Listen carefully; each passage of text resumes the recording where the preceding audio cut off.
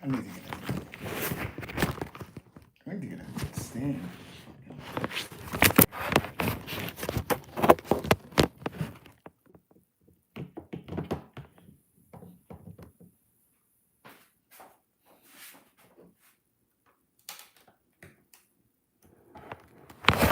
Yeah, I know it. God damn it.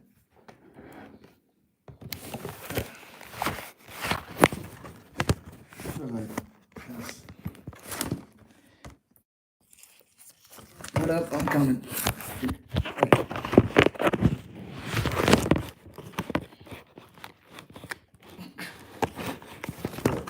I need to look into the stands for this damn iPad. It's like hurting cats. Stay up. All right.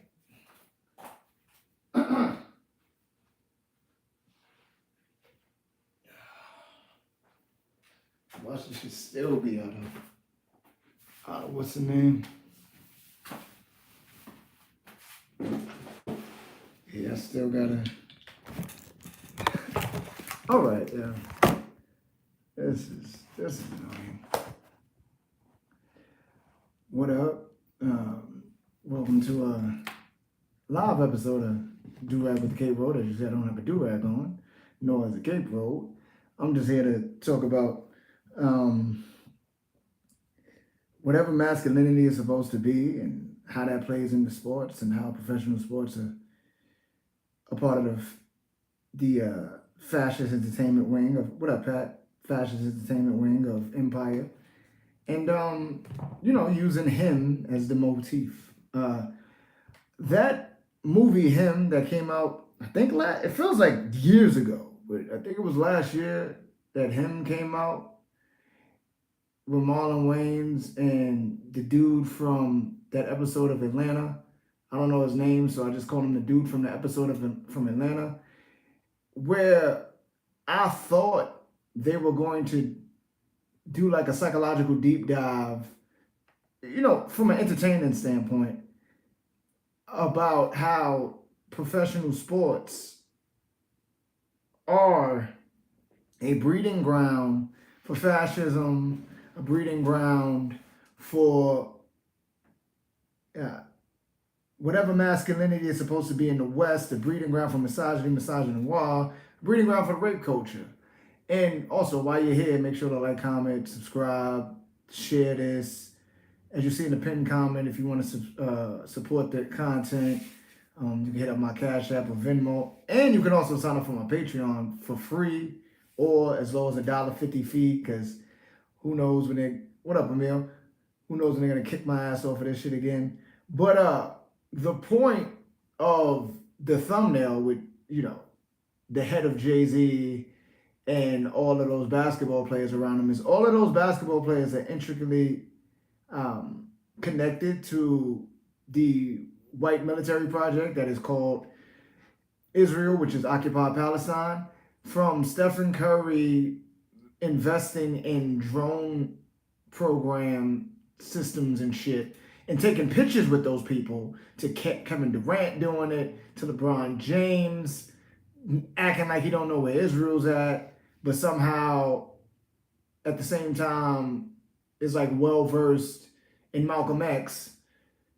Malcolm X has a whole fucking news article basically about how, the occupation of Palestine is wrong. But according to, LeBron, he don't know about Israel. And it has Denny Avia, who was a fucking, even though a war criminal is redundant, but he's a war criminal. Denny Avia was also an NBA All-Star this year. He plays for the Portland Trailblazers. But he isn't the only person that's like former IOF, so-called IDF. Omari Caspi, I believe, was a IDF, because conscription is mandatory in Occupy Palestine. There's ways you can get out of it, but for the most part, like if you're a righteous person, like some kids, who are against the occupation, but obviously they're like teenagers, so there's only but so much they can do within the framing of being in an occupied territory. So they refuse this conscription. So you got to go to jail like every weekend. So I remember watching a story of a young lady who's in occupied Palestine who she refuses to go to the military, so she goes to jail every weekend because of it. Um, David Robinson is also in the thumbnail. He's actually pivotal in that basketball without borders program, which is essentially just a pipeline to get um, people from the white military base over here to play basketball, and also to help out basketball players play over in Tel Aviv and shit. And Draymond Green, who a few years ago went to occupy Palestine and was shooting guns with the IDF because he's a piece of shit. Uh, the idea, before I talk about him, the idea, well, it ties into it anyway, but the idea that athletes, which is a profession, it's a job, you are a private contractor. For the most part, every athlete is a private contractor. Like you aren't, unless, even when you're signed to a team, that's your sign because of your, if you have a manager or you don't have a manager or agent or whatever, you're still a private contractor. So even when we buy jerseys and we want to root for teams, you're really rooting for an organization. Like rooting for a basketball team, football team, American football team, hockey team, whatever teams, you're rooting for organizations. It's no different than rooting for McDonald's. Essentially, when you're rooting for the players, you're rooting for the workers. So it's like going into McDonald's and giving a high five to somebody working at the cash register. So like, yeah, I got basketball jerseys and shit like that, but caught up in the game of it all. And I'm a fan of the players that play for the Warriors, and the fan of the Warriors, Stephen Curry and me share the same fucking birthday. And we also share the same birthday, I think, with Albert Einstein, but that's neither here nor there. But you're rooting for an organization, which is very wild when you think about it. So for instance, I'm from New York. The Knicks just recently won the NBA championship. People are so happy about the Knicks winning, but the Knicks organization is owned by James Dolan. James Dolan isn't Jalen Brunson. James Dolan don't give a fuck about none of that. He just need the money. He just want the money because he needs the money. Like, you forget that the Knicks jerseys have like Saudi Arabia patches and shit on it. What does Saudi Arabia do? Goes out of its way to attack Yemen and also enslave Africans through like work. I forgot what the term is called, but basically you have people come over promising them all types of money. You take their passports so they can't leave, and they work until you feel like you want to let them go. That's why if you've ever been to Saudi Arabia, a lot of people that are in Saudi Arabia aren't from Saudi Arabia. And again, Saudi Arabia was a made place. That's like every place is made, but legitimately constructed place by the Saud family. Yeah, and the UAE too. Yeah, both of them. But I'm just talking about, but as far as like the Knicks, they got like the Knicks, James Dolan, he fucks with Saudi Arabia. So this idea of athletes being an extension of the people, of the proletariat, has died a long time ago. And it's died because the people who have the access and control realize that people listen to basketball players, rappers, jazz musicians, football players, American football players, and all that. Like they listen to those people. So they started just paying them more. Like if you look at the difference between an athlete in the 70s and one now, it pales. The activism pales in comparison. Like they might be philanthropists though. Like LeBron James gives a lot of money to the like Cleveland and Akron area. He has that fuck ass school, that's essentially a charter school that is no better than any public school, but it's like the kids are like not doing as well as you would think they are, but that's neither here nor there. But philanthropy, like a lot of them just do that now, which is just tax write-offs. But if they're doing it it opens up a space for the halo effect where you're like, well, you know, he's such a good guy. Everything he does is great. Like, he's giving money to the kids. You're not giving money to the children. I didn't sign a $1 billion contract, damn near $1 billion contract. Like, well, no, it was $100 million contract with Nike when I was 19. So, yeah, I'm not doing that. But the idea of the movie Him, it missed so many points in really speaking on the culture of being an athlete, because being an athlete is a sublimation of like being a murderer, because the things that you have to tap into to be a successful athlete within this colony of the empire, are borderline like personality disorder type shit. And I'm obviously not a medical professional, so I don't want to use terms crazy and all other shit, but just like when you look at someone like Tom Brady's nickname is Psycho Tom. You see Tom Brady, how he rather played football than be with his supermodel wife. That's how caught up in being great. It's the passion that you have to have is very aching to people who would do harm to people. And that's why it's a sublimation. Because all the sublimation is, even though Sigmund Freud was like talking about sex and shit, and because he was a freak ball, but all the sublimation is taking something that's like seen as like kind of like negative and like getting rid of it, but like kind of like directing it towards something else.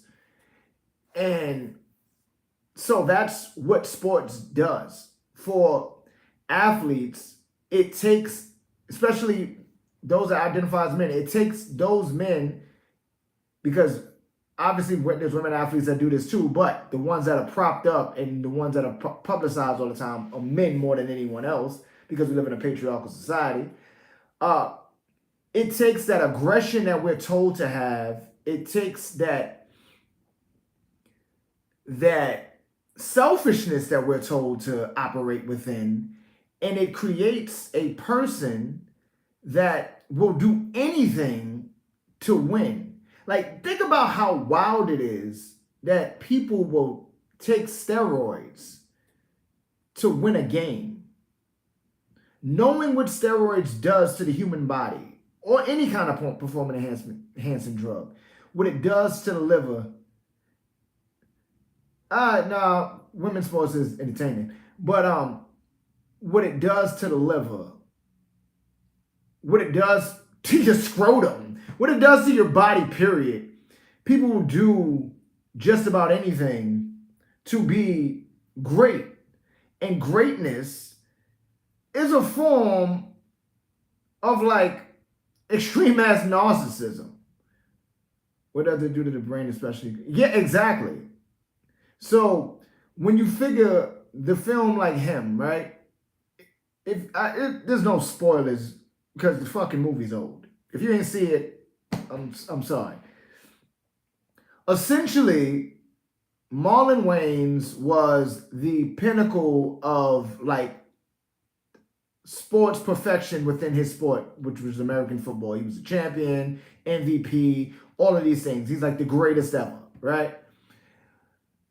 The kid from Atlanta, the Atlanta show, he's an up and coming guy. He's somebody that a lot of people are watching.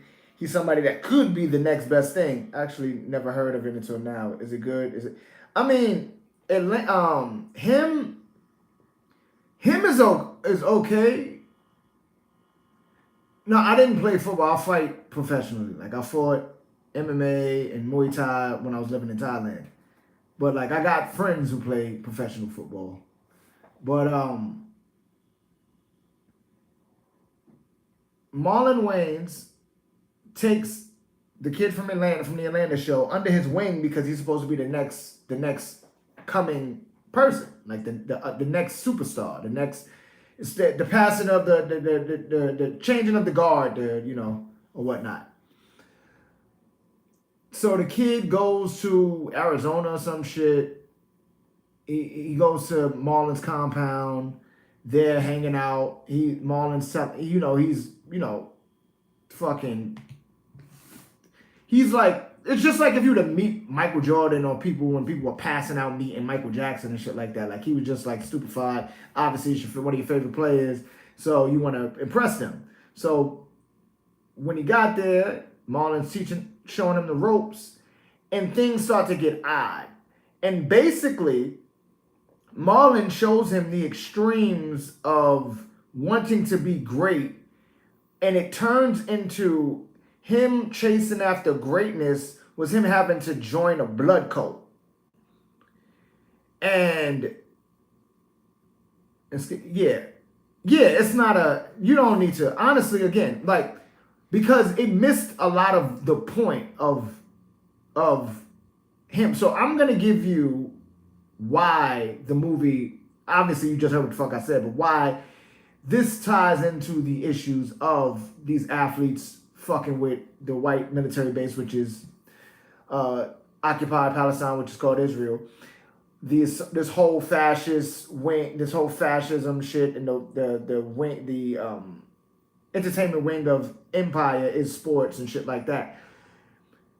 You could have took him, because another thing in it is that he was destined, the kid from Atlanta was destined to be him, because his dad, what up, Blue? His dad had basically sacrificed himself early on in the movie for his son to be great. And like it culminates with like Marlon and that kid fighting in like this throne room, and you see all the other great guys in their jerseys and realizing that everybody had to sacrifice somebody to be at the top of the totem and blah blah blah. So it goes from it goes from a film about a child being picked up to be the greatest football player ever because he's showing ability and being mentored by somebody who's great, but also very, I hate Hollywood. Why do they? Exactly. Also very jaded and like just very dark. It goes from that to being about a fucking cult, right?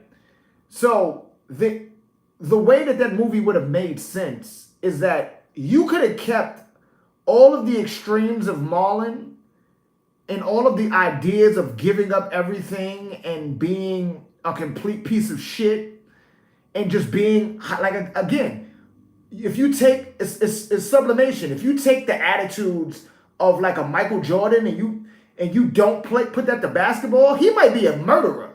Like he might be a fucking sociopath and just out there smoking people. But thank God he picked up a basketball. So if you kept that movie where the kid was made to be great, his dad doesn't sacrifice himself, the kid was made to be great, Marlon is still this amazing football player, American football player who gave up everything to be the greatest, yada, yada, yada, and you made it where you show like the way in which you have to isolate yourself as an athlete at times. You have to become antisocial, not asocial, because people mix up the terms. Asocial is somebody who just doesn't want to be around people like that, who's kind of nervous and shit. Antisocial means you don't like people. Like you don't want to associate with people. So you could have showed like how an athlete at times has to become antisocial through the guise that I have to practice my sport. I got to be in the gym. I got to take 1,000 jump shots. I got to do all of these things because I got to make my way out of my current material conditions, because the system that is created has made it so the only way I can get out of this shit is either if I join the military and possibly die, or dribble a basketball, throw a football, or kick a soccer ball, or hit a hockey puck if you want to do that. So they could have made it where the child is realizing that he is losing himself to save his family. Because when you look at a lot of these athletes, these dudes are kids. You look at a lot of these athletes, A lot of them come from material conditions that aren't the greatest. And that's not the fault of them or even or their parents or their it's the fault of the system as a whole. It's why you still have kids that are willing to play football, even though we know what NFL football does to people. Like I think I've talked about this before with like Javon Belcher, who played for the Kansas City Chiefs. He ended the life of the mother of his child in front of his own mother while his child was in the house. He then went to the facility and was pointing guns at coaches and people coming into the thing. You wouldn't get real conversation about football and sport. Exactly. And he pointed guns at everybody. They tried to talk him off the ledge, literally. He went behind his car, put up a cross, and took his life. The football team, the American football team, the Kansas City Chiefs, it was on a Saturday that this happened. This happened a few years ago. Exactly, Aaron Hernandez. The dude, the coaches and the captains of the Chiefs went into the facility, had a discussion, and they decided to play football the next day. Now, mind you, some of these coaches and players that Saturday just witnessed their teammate take their own life. And they were like, we still got to pay bills. Somebody still got to catch a football. Like, people still got to gamble. So if you would have took the Him movie and you would have made it where you're showing somebody who has like a Kobe mentality, the Mamba mentality, Jordan, Tom Brady kind of mental, and how that is an antisocial mentality, and how that causes young boys and men to believe the only way that they can achieve anything is without anybody else, in turn creating a society of selfish people who think, I've done enough, I do what I do, I deserve it all, and because look at what I'm producing. You force people to realize that they live in a capitalist society and that you are treated as a homo economicus, where you are just about production and consumption and waste. You produce by going to work. You consume by buying shit.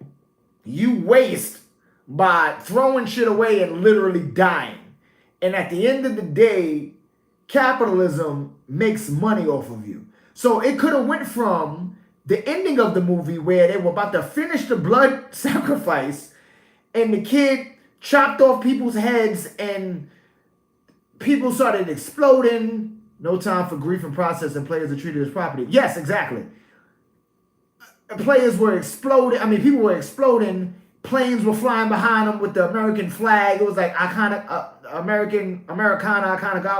iconography. I almost fucked that word up. You could have shown this kid realizing that to be the greatest, you have to force yourself to sacrifice everything under capitalism. And the only way that you can get out of it is by removing yourself from the sport, especially American football, because you're just putting yourself at risk of harming people in the long run. An amazing football player, Arian Foster, who wasn't drafted, was a great running back for the Houston Texans, played for the Dolphins and Lions. He spoke about this before. He was like, yo, one, I'm not letting my kid play any damn football. Two, once you play Pee Wee football, you are immediately watched. Like, if you're good or at least decent, you're immediately watched. That's immediately when you become a private contractor. Once you pick up that football and you can actually, like, run a little bit, catch a little bit. So, I know there's books about, like, the $300 million slave or whatever have you, but the film lampooning the idea that sports is a cult loses the idea that, no, professional sports are a cult. We live in a cult. It's a cult within a cult. It's like the Russian doll. We live in a Russian doll of cults. these athletes working with the the other colonial project that is so-called Israel is right in line with what they should be doing. Because to be righteous and to be an athlete, a professional athlete at a high level, is to be broke. Like, you could talk about Kyrie Irving, right? You could say like, yo, but he spoke out. They tried to get on his ass about that movie, even though he just posted it. But it's like, posting it is still promoting it, Kyrie. You are a fucking public figure. You were part of one of the greatest NBA comebacks ever. If you post an anti-Semitic movie, even if you just reposted it, that's still promotion. Nevertheless, how they came at him about it was a little much, but him acting like that wasn't promotion of it was also much. But Kyrie Irving being outspoken is only controlled resistance, because the Dallas Mavericks are owned by that Adelson lady, who's like a big supporter and financial backer of the fucking colonial project in Palestine. He plays for people that kill people. The U.S. is kind of culturally organized by college football conference. But yeah, exactly.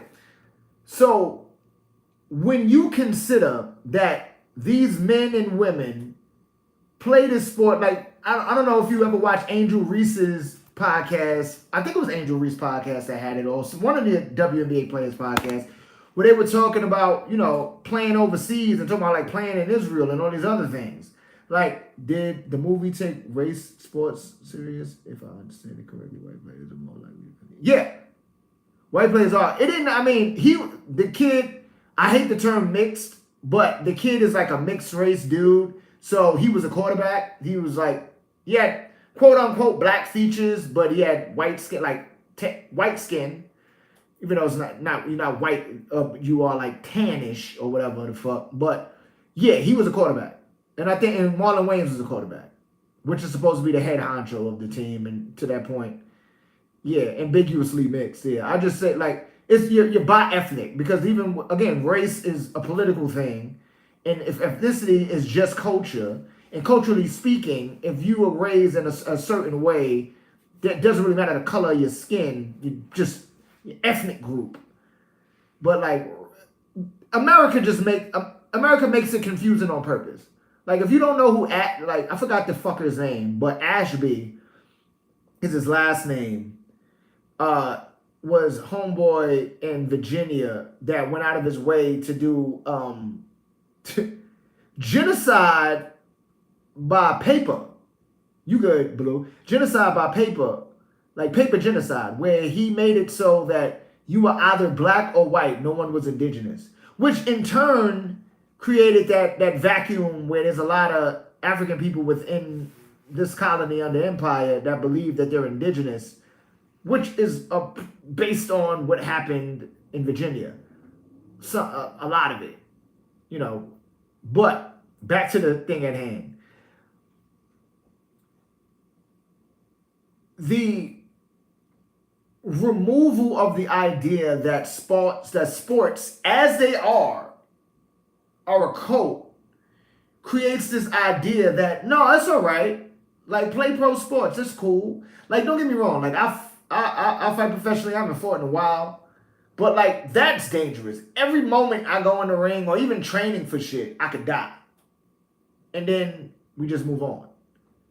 Like, people, I live in a state where, I don't know if you've ever seen, there's a famous MMA fight that happened in Ohio where a dude was getting his ass kicked a little bit, and his mother jumped over the cage gate to save her baby. And one of the people that is one of the, like, a part of the Ohio Athletic Commission, I think he might still be a part of the Ohio Athletic Commission. He was one of the people that was there for that fight. Like, but yeah, so his mother, like, jumped the cage to stop her son from getting beat up. And if you don't believe me, just Google. It's like, oh, I don't remember. It happened years ago, but it was it was an Ohio MMA fight. But I say all that to say, these athletes giving into the status quo that is fascism and what was before proto-fascism is the only way you can remain successful within this colony under empire. Other than that, you could just be fucking controlled resistance. Again, like a Kyrie Irving. People talk about, Kyrie Irving giving monies and doing philanthropy and being quiet about it and yada, yada, yada. This isn't to say Kyrie Irving's a bad person, even though I believe LeBron James is, even though he's done good stuff, but overall, he's a piece of shit. But this isn't to say Kyrie Irving's a bad person, but it's to say, like, how revolutionary or outspoken can Kyrie Irving be when the person that writes his check is somebody who quite literally is, like, campaigning and pushing for, like, the further colonization of Palestine? That doesn't make sense. That's why, again, always remember that sports players, regardless of the sport, are private contractors. So anytime we're rooting for a team, like I said, I'm a Warriors fan, you're rooting for the organization. The Warriors put money into Israel. The Celtics, who traded Jaylen Brown, put money into Israel. As far as weapons companies go. So it's funny when we can argue, I'm gonna boycott or protest going to McDonald's or one of these places, but then I'm going to legally watch a basketball game. And this isn't to say that you should be shamed for a contradiction. We all have contradictions. There's a difference between contradiction and hypocrisy. Reminds me a bit of how black people survived here in Germany during the Nazi era by becoming activists. God damn it. The message went away. All right, but I'm going to keep talking so I don't keep paying attention to the chat. Y'all can keep writing, but I'm going to just try to stay focused. So understanding that athletes are private contractors. This is another reason why, like, something like the World Cup. I don't watch football. Like, I'm from my father's side of the family's from Trinidad. I don't watch cricket either, and cricket is hella corrupt. Like, got mad money into it, mad, like, oligarchical shit going on with that, and, like, India, and blah, blah, blah, and Britain, yada, yada, yada. But, again, contradictions, we all have those you can never escape. It's hypocrisy. So, hypocrisy is the issue. So, the only way to stop something is to stop something. We believe as people, well, that's what we are, but we believe that, like, a lot of people do, that there has to be grand things to happen. Like, that something like him, this grand idea of a cult that you have to buy into to be the greatest, is the reason why you're great, and not you completely disregarding community for the sake of being able to make money to help your family leave from said community. But that doesn't necessarily, it changes the material conditions, but not necessarily the mentality, because the issue is still the issue. Like, you're just dealing with the issue. You're dealing with the leaf, but you're not dealing with the root and the seed of the problem. You're creating a space where, and I'm not saying fucking sports players don't move your family out of impoverished neighborhoods. I'm not saying that. What I am saying is that just moving your family out and just giving back through philanthropy is only putting a Band-Aid on a Titanic. It is only dealing with the leaf and not the seed and root of the problem. And this isn't to say that you as an athlete making multi-million dollars got to be the fucking financial backer of everything. But you could be. It's to say, like, we are looking at this from a I need to get out standpoint. If you listen to a lot of these young boys who get drafted in the NBA and the NFL, they're like, yo, I did this for my mom or my grandma to get out of blah, blah, blah. My mom was working this and that. They're like, Lamar Jackson's one of my favorite players. even though he retweeted a post that was saying RIP to Charlie Kirk. Whatever. I don't know Lamar Jackson personally. I just know he's a great football player. Lamar Jackson's manager, agent, is his mother. Lamar Jackson's mom is very important, obviously, in his life, but as far as like in his career, like she helped him practice football. She was like there for him through it all, right?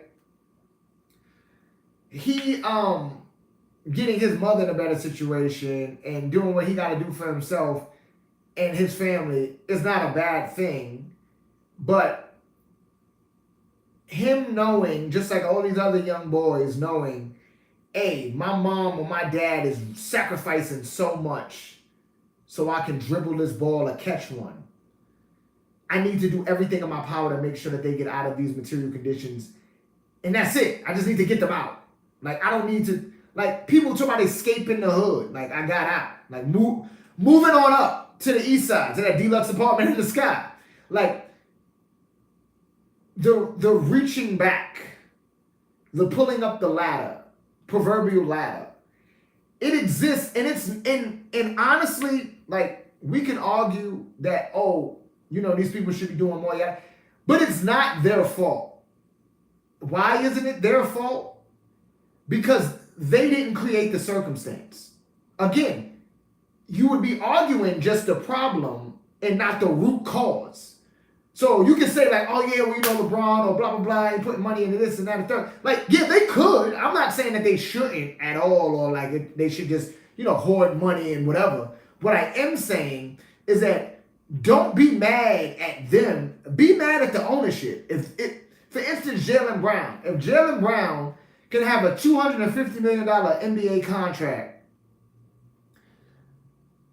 and they can say he's a problem because he's too smart, it's because he's a dark brown skinned man who just won't take shit. And he's his own agent. He doesn't have an agent. That's another thing. That's a big no-no when you play professional sports. When you don't have an agent, they go out of their way to lambaste you. They did it to Lamar Jackson. They're doing it to Jaylen Brown. Like, they do that because it's a fucking cult. So it's to say, like, you give Jaylen Brown $250 million, and you like, oh my God, how could they give him all that exuberant amount of money to dribble a basketball, blah, blah, blah. It's like, what about the motherfucker that is as problematic and as much of a piece of shit as Chris Rock is? He made a very salient point about, like, you're not thinking about the people that are signing these people's checks. That's the issue. It ain't Shaq, who was also a wild, weird, strange person. It ain't him. It's the motherfuckers that signing his check. How did they get all that goddamn money? And then even when you think about these athletes, if we want to be pragmatic, when you factor in the fact that they have to pay taxes everywhere that they go, like every city they play in, they pay taxes. Since they're in that said tax bracket, they pay even more taxes. If they do have agents, they pay that out. If they got a family, especially a lot of them are younger, so a lot of them got multiple baby moms, so they probably paying child support, or if not that, they definitely catching somebody else, so you're catching that out. So it's saying like your $10 million check after taxes, which will probably be about $6 million, probably turn into like $3 million. But then your lifestyle has to be what it has to be because you can't live next door to me. And it's not because I would be odd because like fucking Michael Jordan lives next door. It's because we live within a code, so we deify athletes, in turn making them into fucking gods. So people would go wild if I live in Ohio, if one of the OSU players lived next door. People would go up about that shit. And not realizing that's by design. Like, liking football, liking athletes for whatever reasons, that's not an issue. The issue is the sycophantic way in which people go about it, the golden calf way in which people go about it. That is by design. That is why you can have like Stephen Curry and his wife be NIMBYs when I think they got a house or whatever and they was kind of giving some kind of backlash. I mean, kind of giving some kind of like pushback about the fact that they was trying to make affordable housing somewhere around where they lived at. And like on a small scale, I get why they would be upset in that what I just said. because he's Stephen Curry, the people that aren't in his same tax bracket, he's not thinking a tax bracket, he's just thinking fans.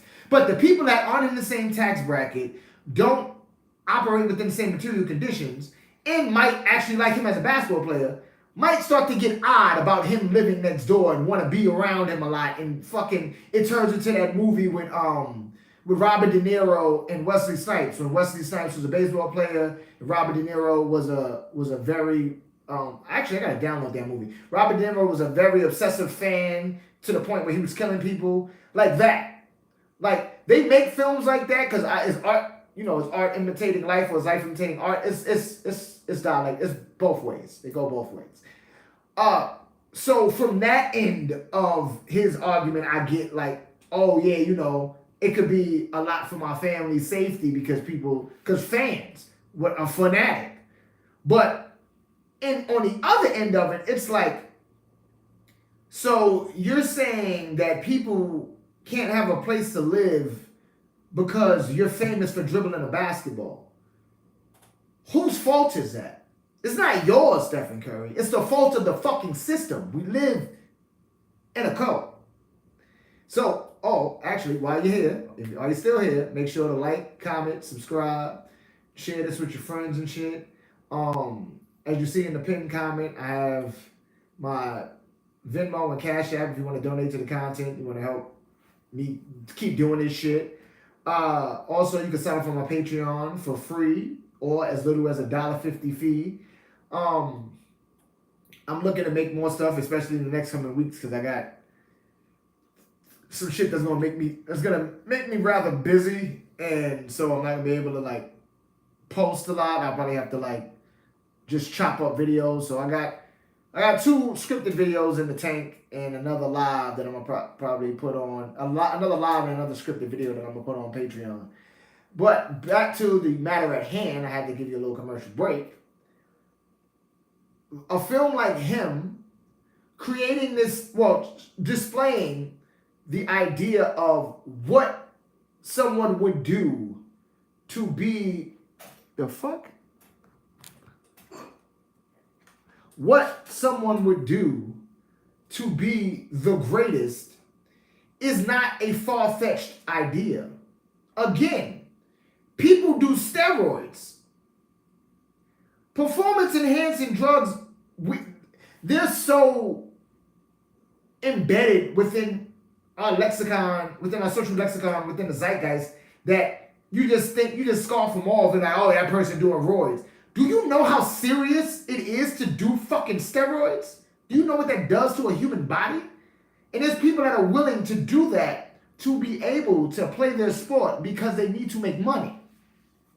Because we live in a system where they got to. And then because of the social status that this coach has created, they need their lifestyle to be kept up. Like, it would be easier for like the 12th man on a roster to live in a quote unquote low income neighborhood than it would be for a star player. Like it would be easier for whoever the fuck the 12th person is on the Knicks to live next door to me than it would be for Jalen Brunson. And that's because of the system. He is a superstar by way of the code that we live in, within a code. So a film like him showing people who aren't, who not in the sports world, who may not compete, or may have only done it at just an amateur level, or may have just played sports for recreation. Showing a kid who wants to be great, showing him someone who is considered great and all that they've given up to be great, and then subverting it to it being about a cult completely disregards what it actually is to be a great athlete. Again, it is a sublimation. The things that you have to do, the things that people are willing to do, would be seen as a negative thing, but because you're an athlete, it's cool. Like, think about the fact that, you know, all of the legendary stories of Kobe. Think about the fact that Kobe Bryant was going to practices when they talked about the Redeem team or whatever, and he was like at practice or whatever, like 3 a.m. or and doing it till 6 and then going home and then coming back. That's not healthy. When the fuck is he sleeping? Raw Room Podcast. But yeah, I love them. Had some conversation about what players do and did, trying to make it to the NFL. But yeah, exactly. Actually, thank you for that. Shout out to Raw Room. That's one of like the only podcast. Like, I have problematic podcasts that I watch and shit that I'm like, and shit that I watch because I just need to get different opinions. Raw Room is probably like the most like innocuous podcast in that, like, they just be talking about football and how they played football and like the current shit in football. They don't try to stray into politics. They don't try to stray into nothing for real. Only time they really talk about like social issues is when they speak on Memphis, because like, yeah, like Bates is from Memphis. I think, yeah, exactly. I think Jalen is from Memphis. I think King is too. I think all of them are from Memphis. But that's it. That's the only time like they'll bring up, because they talked about when LeBron James has said what he said about Memphis. But overall, they just keep it sports. They keep it chill. That's probably like the most like chill podcast. But they talk about casually talk about people getting addicted to drugs. Yeah, exactly. They casually talk about people getting addicted to drugs, where it's like painkillers and like all of this stuff that you have to pop at halftime, like during game, like in high school. Like, these dudes have fucking substance abuse issues at 16. But the wild shit about Raw Room is when you watch Bates, Dunlap, and Mills, and then any guests that they have on talk about it, they talk about it so casually. And like, to a person that's not in that world, just sports world period, that's wild to you. But as somebody that's like an athlete, like, I know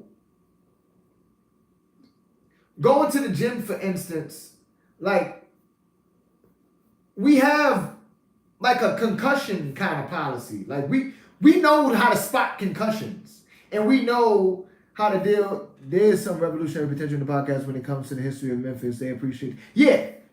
Again, shout out to Raw Room and my fucking ADHD, but shout out Raw Room, probably the most innocuous, stay out the way, just talk about sports, talk about how they made it through sports, talk about real shit in sports, but talk about it casually, not in a salacious or fucking like trying to be entertaining kind of way.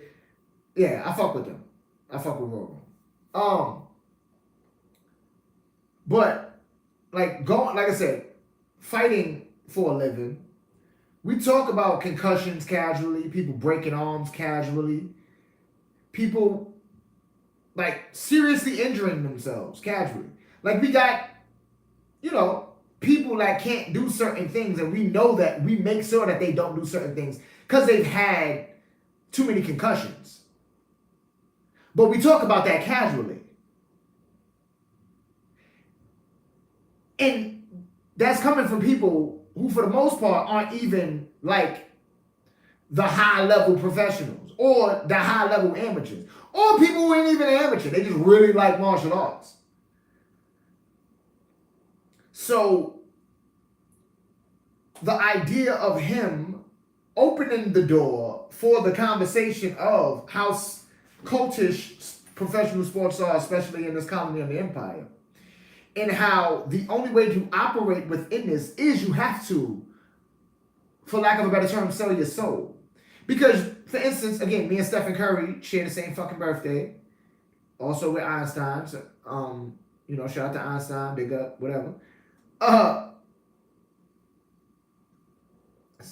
Stephen Curry is Mr. I love Jesus, I love God and all that. But he's actively and openly funding the eradication of the place where, if we want to believe Jesus existed, it's where he was born. Like, think about that. Like, One of the oldest churches known to man was bombed to smithereens because of shit that Stephen Curry and others have funded.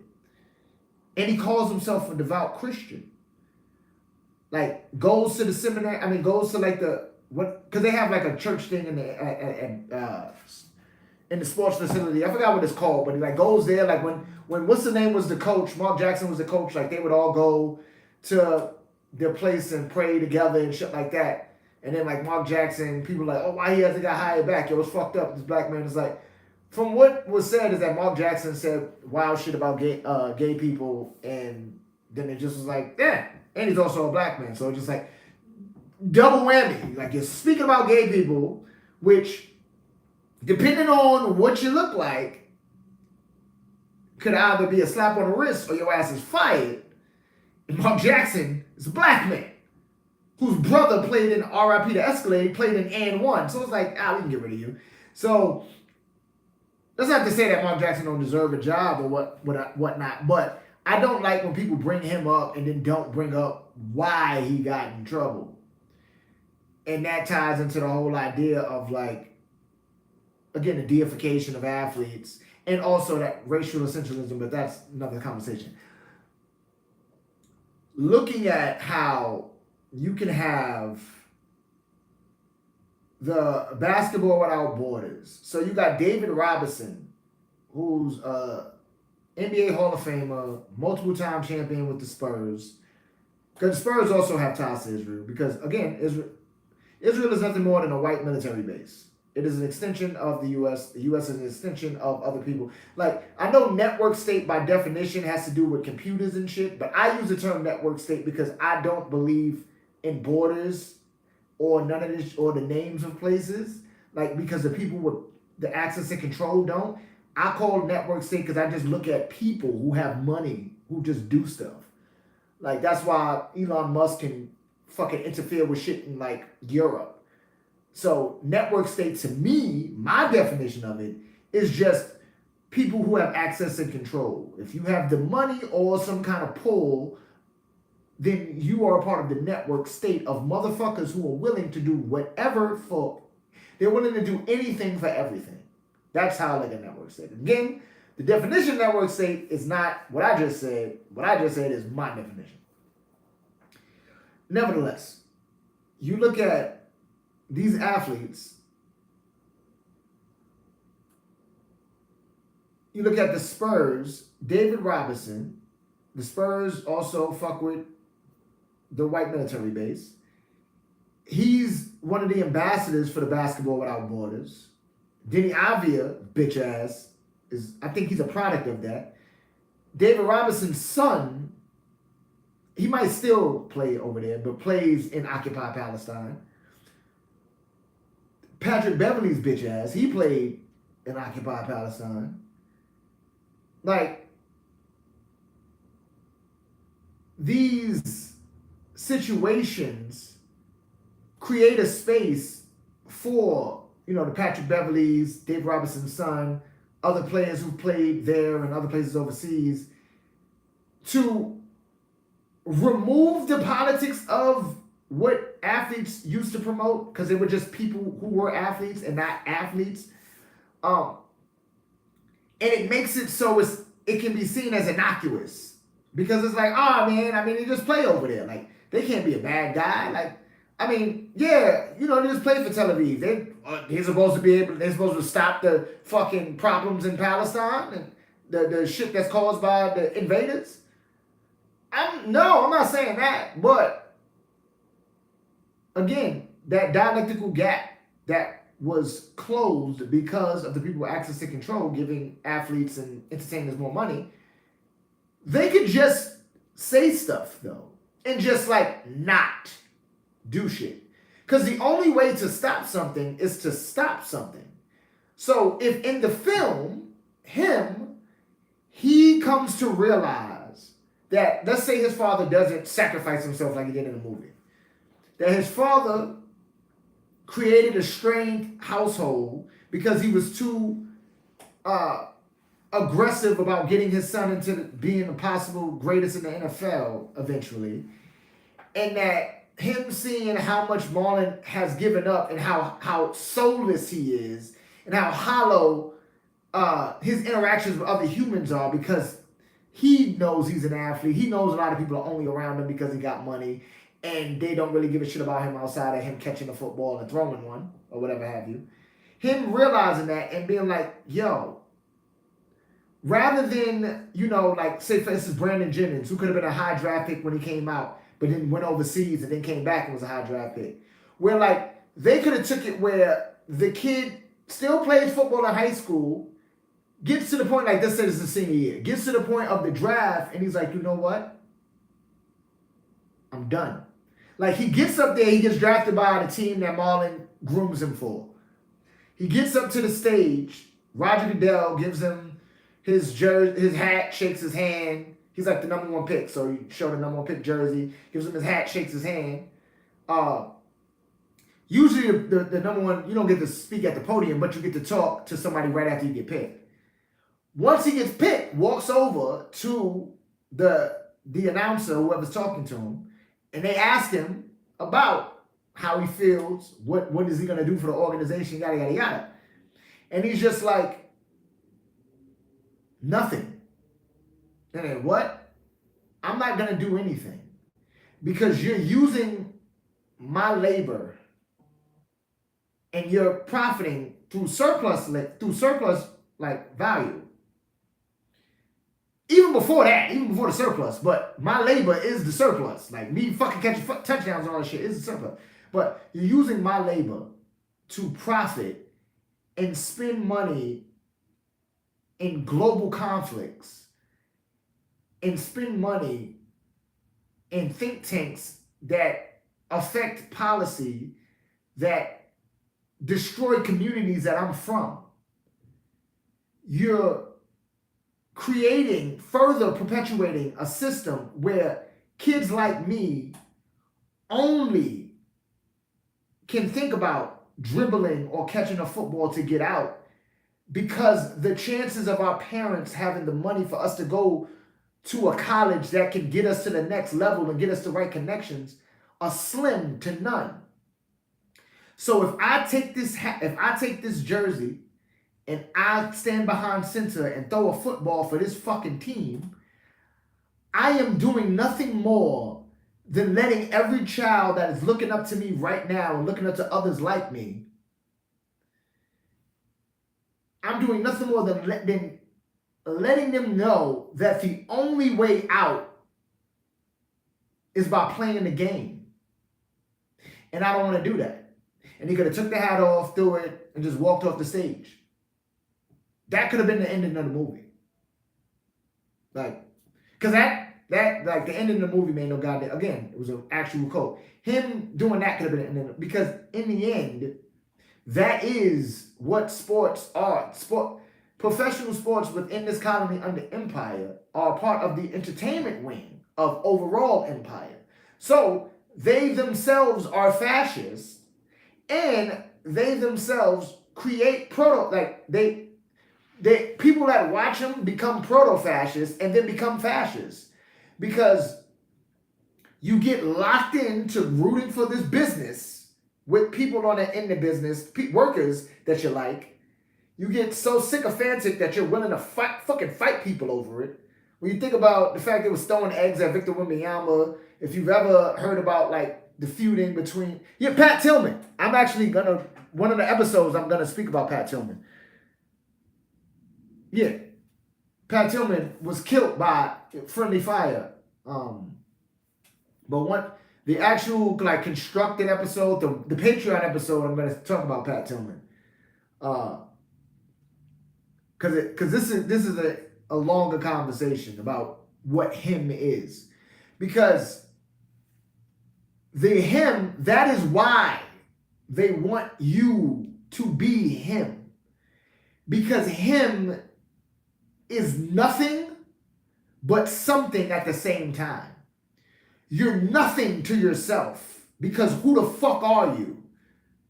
But you're something to the system, because you're catching touchdowns, throwing touchdowns, running in touchdowns, shooting three-pointers, laying a ball up, kicking goals, slapping in hockey pucks, knocking people out, doing all that shit. But you are decoupled, you are removed from your humanity, and you just are him. Him is Homo economicus.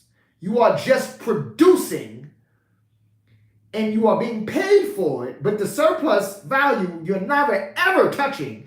And now athletes like NBA players are talking about, why can't we get equity? Like Jaylen Brown has talked about it. Stephen Curry's bitch ass has talked about it. Yeah, we should get equity. We're private contractors. Like, y'all make a bunch of money off of us. Why don't we get equity? You don't get equity because what is one of the things that they say in sports when they claim players are selfish for wanting more money? Oh, he cares more about what's on the back of his jersey than the front.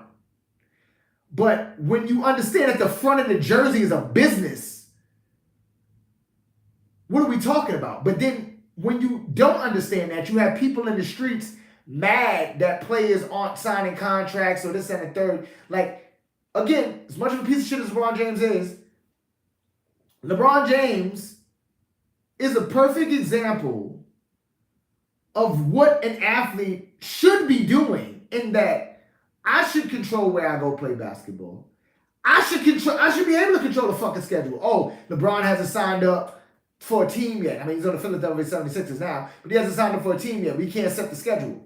Oh, so you're letting me know how important I am and all of the players are, all of your workers are to the business. So we should have equity. But what's funny about LeBron James being able to take control, GM being able to take control of teams and blah, blah, blah, pick people up as he wants to, yada, yada, is that LeBron James is anti-union. He's anti-worker. Like, people forget, during the bubble season, which is a wild time to play basketball. Like, we still are dealing with COVID now. The capitalists just don't care anymore. But the fact that motherfuckers still play basketball during a global pandemic will never not amaze me. But LeBron James and Chris Paul, who could have manned a real strike, a real workers' strike against the NBA, which more than likely would have ballooned and went to other sports. Because, I mean, fuck, nobody watches hockey. Well, people watch hockey, I'm joking. But hockey, they ain't fucking striking. They like having lockouts. Lockout isn't a strike, but they having lockouts like every 5 minutes. But like, they could have had a strike where they could have been like, hey, we're not going back to playing ball until we have actual real addressing $1 million worker don't care, get to work. Exactly. Where we have where we're addressing this racist system. It makes absolutely no sense. Me as LeBron James, who in reality had someone write the N-word on his gate. That man, him and Chris Paul had the perfect moment when the world stopped, which means the global economy was halted, to say, nah, we're not playing ball until you billionaire owners put money towards policy, put money towards the communities that we come from, actually create spaces and places where kids don't have to play basketball to fucking make money.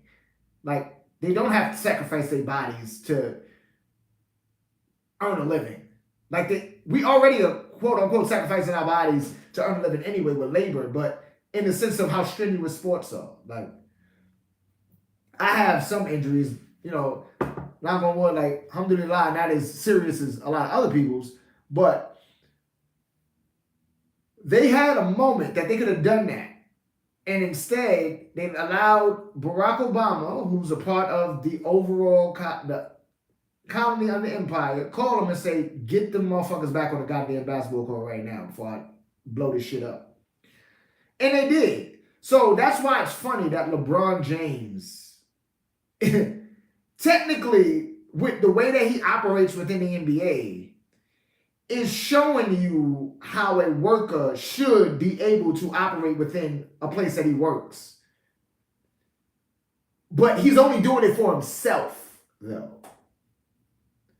Like, granted, he got his son like an $8 million deal, but that's his son.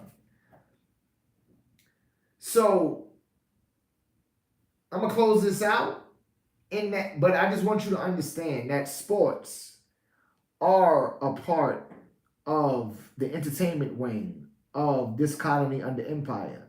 Sports are fascists. Sports breed proto-fascists and then eventually become fascists. Don't root for teams, root for players at the very least, and really dissect what you're consuming. And if you are going to still watch sports, again, contradictions aren't hypocrisy. Hypocrisy is me saying all of this and then like going to play for the fucking Cleveland Cavaliers after. But if you are going to watch sports, like, you could do it by way of Luffy, Jack Sparrow, Captain Hook. If you catch my drift, do it by those means. And before I close out, I appreciate you all watching. Make sure, again, like, comment, subscribe, hype, send this to your friends and family. In the pinned comment if you want to donate to my Cash App or Venmo to help me fund the content. I really appreciate that. You can go within my profile on my YouTube. I have like two charities, two organizations that you can give to that I'm not involved in. Like, as far as like I'm not a part of them. They are like established organizations. One for ALS, and I believe the other one's for Sudan. You can donate to those. You can also sign up for my Patreon, whether it be free or for a fee. And you can also make sure to keep your do-rag cape rolled. All right, peace.